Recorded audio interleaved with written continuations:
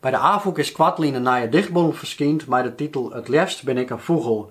Er staan 28 versen in van maar liefst 16 verschillende dichters. Namelijk als Siets Wiersma, Janneke Spoelstra, Keet Slingerman, Sigrid Kingma, Marije Roorda en geen samen terug.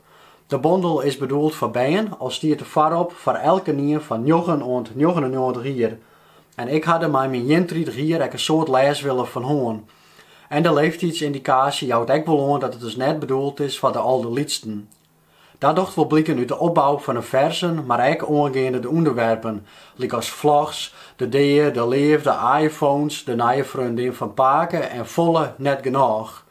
Humor mist net, maar gewoon versen hebben ook wat een filosofische inslag. Er is mogen worden van alles wat en van elk wat.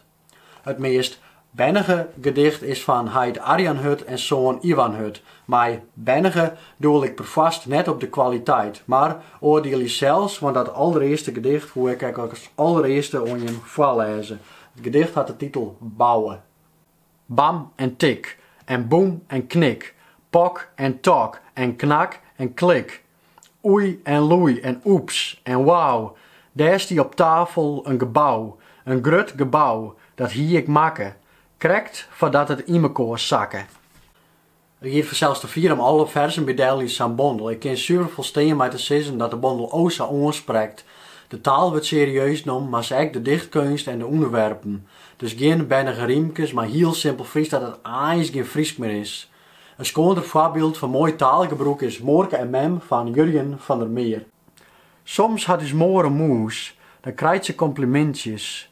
Soms snipt is moor een vogeltje, dan spuit is mem raak woord. Soms slipt moor in haar koer, dan mij we haar net steuren. Maar laat ze boppen op een bed, dan regent mem haar voet. Als het altijd door moor haar gerak, boeten door of op een bak. Maar schiet ze een keer op het kleed, dan giet het niet. Soms woe ik dat ik moorke wie en dat ik poeze dingen die. Maar als mem moor boos boeten zet, ben ik haar liever net. Om nog even bij katten te blijven, nog een vers van mijn all-time favoriete dichters, namelijk Sipke de Skiffaard. Het vers is de Skiffaard dat de voet nuut en daarom extra goed. Nienke. Wanneer had ze voor het laatst als een wilde groeve naar een mol of moes? Wanneer had we voor het laatst elkaar zelf aankroept? Of vroeg mij elkaar wrakselen, zo fanatiek dat ik me erover vernuiverde dat ze nog wist dat we batten. Eer me hoen. Wanneer had ze voor het laatst zwom, haar grote passie, ik in de winter. Beneden tussen ijskotsen, wanneer had ze voor het laatst draaft, blaft, van me uitroen en lekkere bonken opsmikkelen. Ik weet alleen wanneer ze voor het laatst kwispelen, ze kwispelen altijd, letterlijk van haar bed aan haar deeën ta.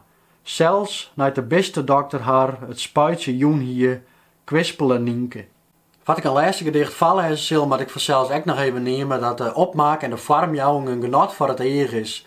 Maar mooie tekeningen van Marije Klompmaker, witte en zwarte zijden. En zoals bij het gedicht van Elske Kamp met de titel Of Net, wordt ze de layout en de poëzie het daarin.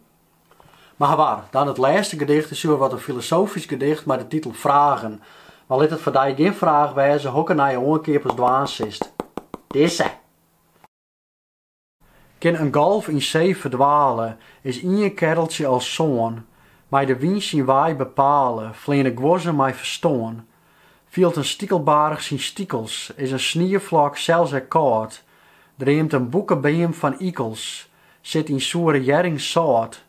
Kan een hoen er kottig wezen, vielt een het soms dat het bonkt. Kan een vingers braaien lezen, vindt een stjonkdier dat er stjonkt.